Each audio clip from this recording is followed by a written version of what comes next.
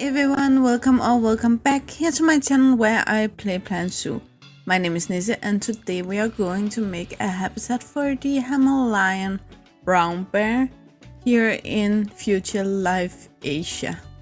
Now to clarify, the Himalayan brown bear is a subspecies of the brown bear, and since it was probably the toughest animal I ever researched to find anything about, I will go in and mix my information of the Himalayan brown bear with the brown bear. I did search for a lot of websites where the only things I could find was very basic, so I ended up going back to animalia.bio, which I know, taking the information all from in there, and then for the information they didn't have or on the Himalayan brown bear, I will take that information from the brown bear since it is a subspecies, so it is most likely the same information. Though I will really try to clarify when I am talking about the Himalayan brown bear specifically and when I am generally talking about brown bears, because there are a few differences. For instance, the size, where the Himalayan brown bear grow to up to 2.2 meters long, but going into the brown bear, the males grow from, but looking at the brown bear, they grow from 1.4 meters to 2.8. So there's a big span, and the Himalayan brown bear is somewhat not the largest, but in the larger part of the brown bears. I will really try to not confuse you as much as I've been confused on this topic. But again, I am human, so I can only promise you to do my very best. In general, brown bears are one of the larger subspecies of bears, and they almost all have very short legs compared to their size. This also includes the Himalayan brown bear. And luckily, the brown bear isn't endangered at all. They are actually listed as least concern. However, many of their subspecies, such as the Himalayan brown bear, is critical endangered, normally endangered, near threatened, or something in between there. Specifically, the Himalayan brown bear is critically endangered. So it's of course one of those we need to help the most here in Future Life Asia. At this point, we started out with the pool area. It is one of the most important parts of a bear habitat. If you ask me, you know, I love to build water in general for the animals, but especially the bears just need a way to let loose and have a pool party, so they need a pool. And I made it a little differently than most of the pools I do, so they will have that area where it's shallow and the baby bears can go down very gently and won't have any issues jumping off. And then we will have this edge out here where the big boys can just have fun and dive and whatever they need to. I'm not sure if the brown bear in Planet Zoo actually dives, but they do swim. The brown bear actually lives a lot of places at this point. They live in the northeast of Europe, the north and mid section of Asia, and the northwestern part of the North America. So they actually live quite a few places, and I won't waste your time mention every single area. Though the Himalayan brown bear only live in Afghanistan, Bhutan, China, India, Kazakhstan, Kyrgyzstan, I think, Nepal, Pakistan, Tajikistan, and Uzbekistan. I'm so sorry for my pronunciation. variation of that. But they will always choose to live a place where they can find a nice cave, since they are fairly big creatures, and therefore digging a little burrow will take too much time. So they prefer to live places where their home can occur naturally. Something that occurs for all of the brown bears is the fact that they are very territorial and solitary creatures. They usually forage in the morning and evening, though they don't really have a difference between night and day, since they will just do whatever they need at any time of the day. The thing about brown bear and hibernation is, of course, they hibernate, which I think most people know at this point. But the fun thing is that they don't actually fully hibernate. Full hibernation, then you basically pass out until you wake in the spring or summer when you wake up. That's not how brown bears work. They will still go to sleep in hibernation, but that will be more like half asleep, so they can wake up at any time if they didn't gain enough fat, so they need to go out and find food, for instance, or if they have something waking them up, like another predator or someone disturbing them through their sleep, they will wake up. Back here we are going to make kind of a cheap house. We're gonna build it up in concrete. Concrete will both be in the cheaper end of building blocks, but it will also be strong enough to hold these strong bears, of course. We will, however, try to hide away much of the concrete later, which you would do in a lot of different zoos.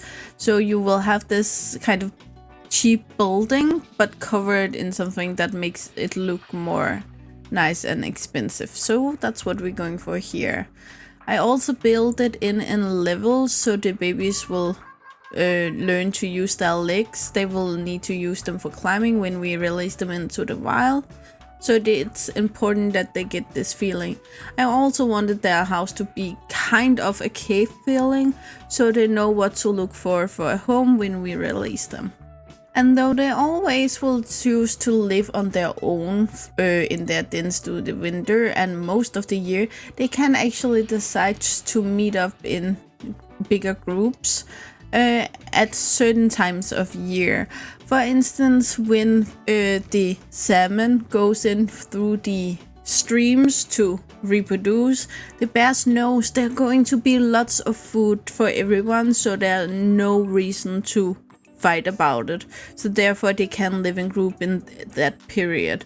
Though they will have a hierarchy when they meet up like this, and that will normally be based on age and size.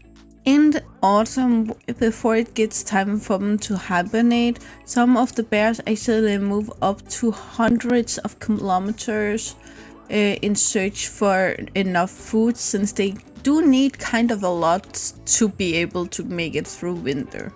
For eating habits, it's the only information available here is that they are omnivore, the Himalayan brown bear. But looking at the normal brown bear, or the species of brown bear, I'm sorry, I'm gonna try to keep these two apart. They actually change their diet based on the season. So in the spring they feed on grass and shoots. I think it's pronounced that way. And in the summer they change over to berries and apples and that kind of stuff, which will be fresh to pick in the summer. And in the autumn they change over to nuts and plums, since they will be ready for picking at that point. In addition, they eat reptiles, insects, roots, and sometimes honey, which we all know from a certain yellow bear.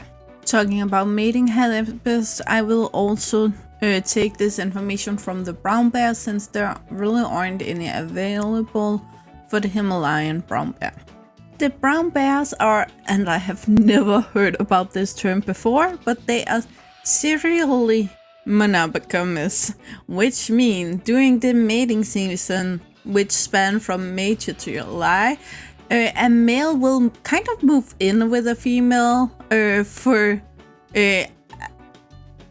some time. It can be a few days, it can be several weeks, and during this time he will compete with other males to keep the females safe from their touch, which I kind of think it's kind of reminiscent of premature males in another species. But the male won't hang out for the entire mating season, which were several months. So therefore, when he either moves on his own, or he get beaten up by another male who now can protect her honor. Sorry, I just find this funny. So now he's been beaten, or he have moved on his own. Maybe he's tired of her, wants to find someone else now. Yeah. So now another male can move in, and she can mate with him instead.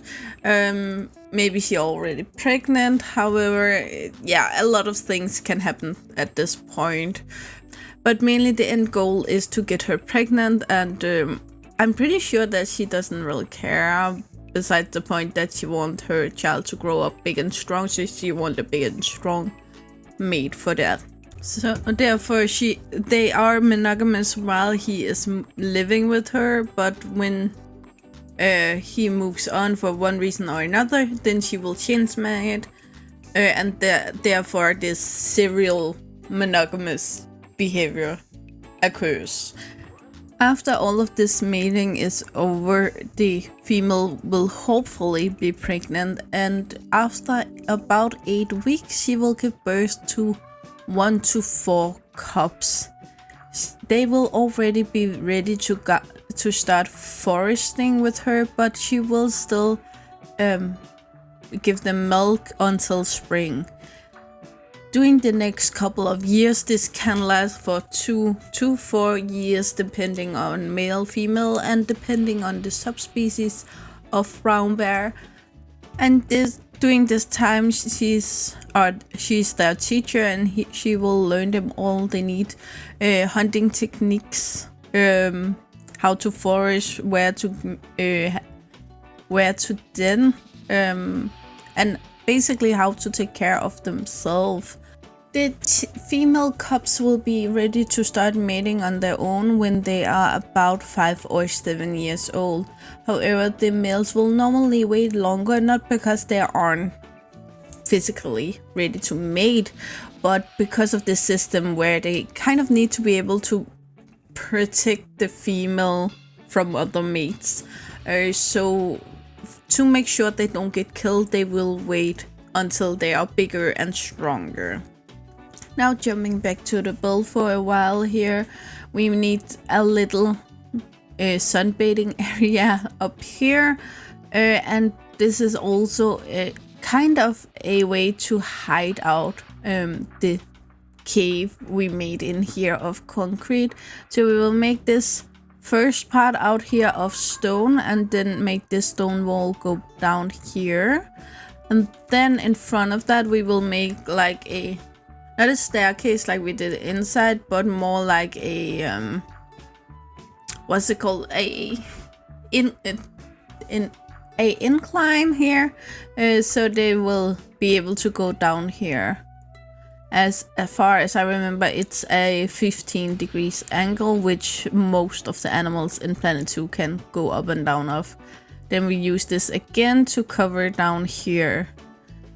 It isn't important to do that down here, it's just, I just think it looks nice, to be honest. Now the bears are finally able to roam free here, and I know I placed 2 females, and honestly I placed another male later on. So yeah, that I just really wanted some cubs in here to fill up the habitat before I took all of the cinematic shots.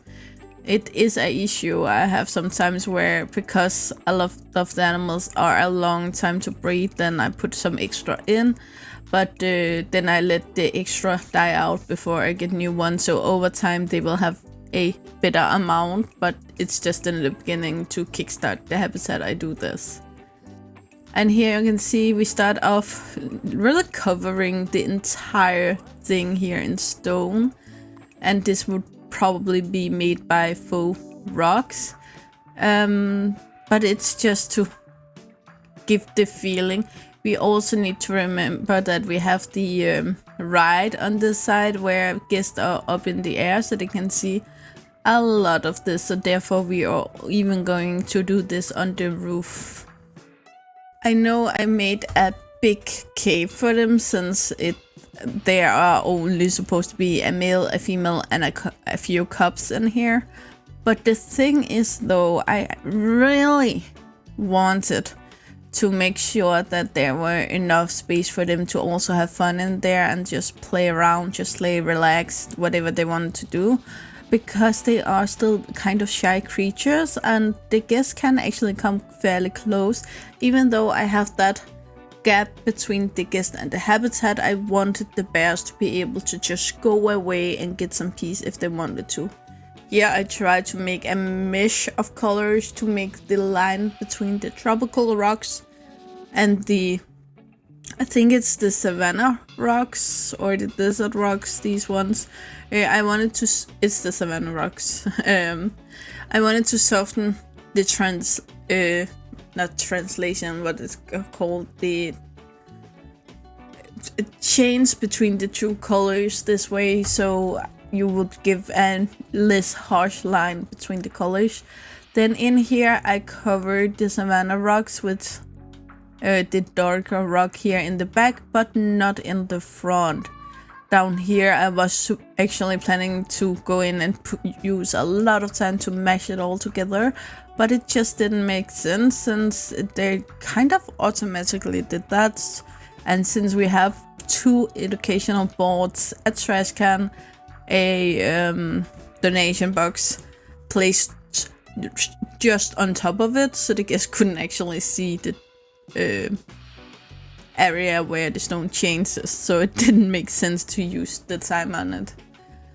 But it's basically the fence over here. I just extend the fence for the wolf in a minute or two, and down here I just use a little bit of rock to cover that gap we have here.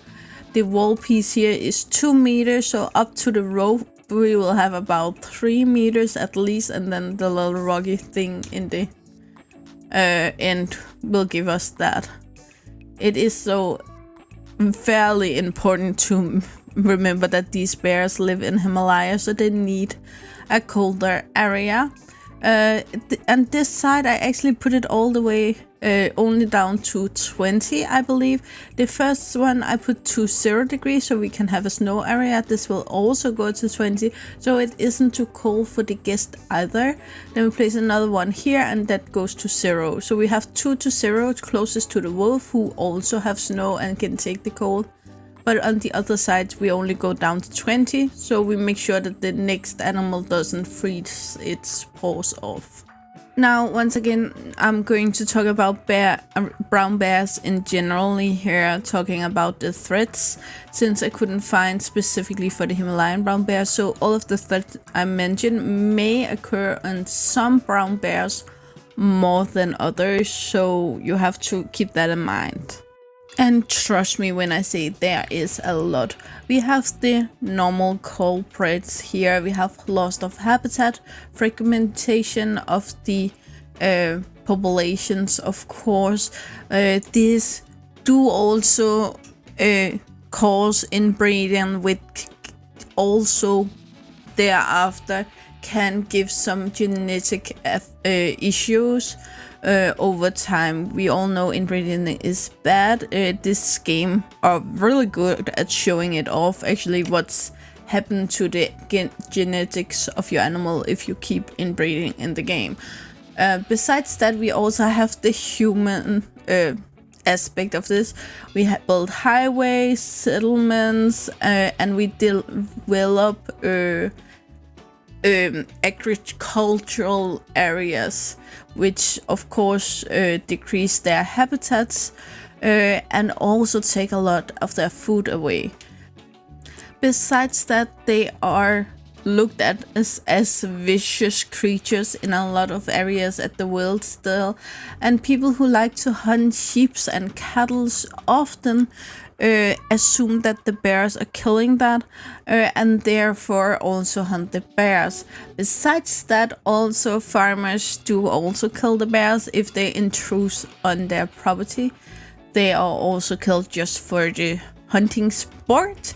And besides that, their paws and gallbladders can also bring in a little nice penny now and then. So therefore, they are actually hunted pretty viciously. There are more than 200,000 brown bears in the wild at this point, which leave them as least concern. So therefore, we don't really have to be so worried about the brown bear.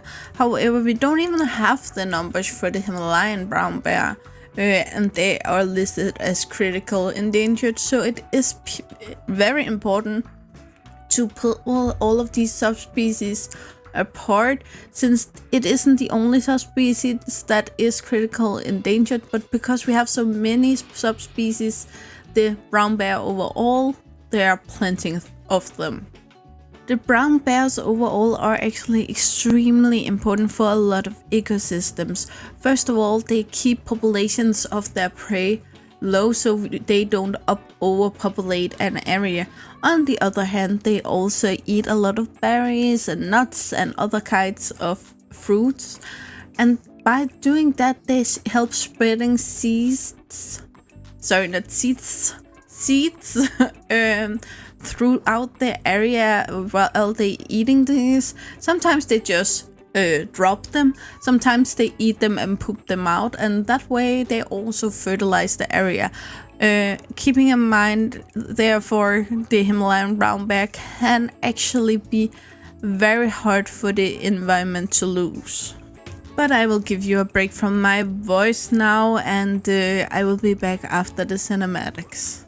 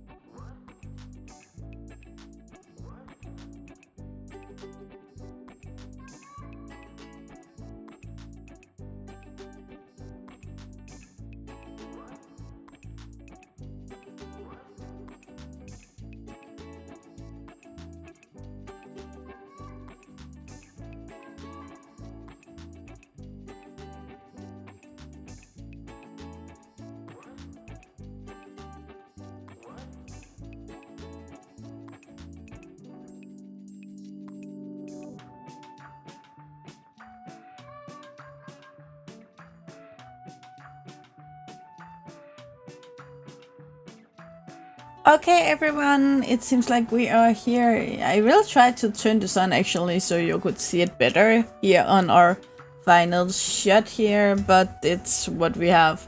So, yeah, I actually really like this. I hope you did too. As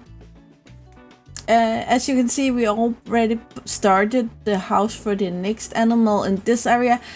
This next animal won't be in this area, it will be over the last of water habitat this Saturday. Sorry, I record these in advance, so I need to remember which day they are.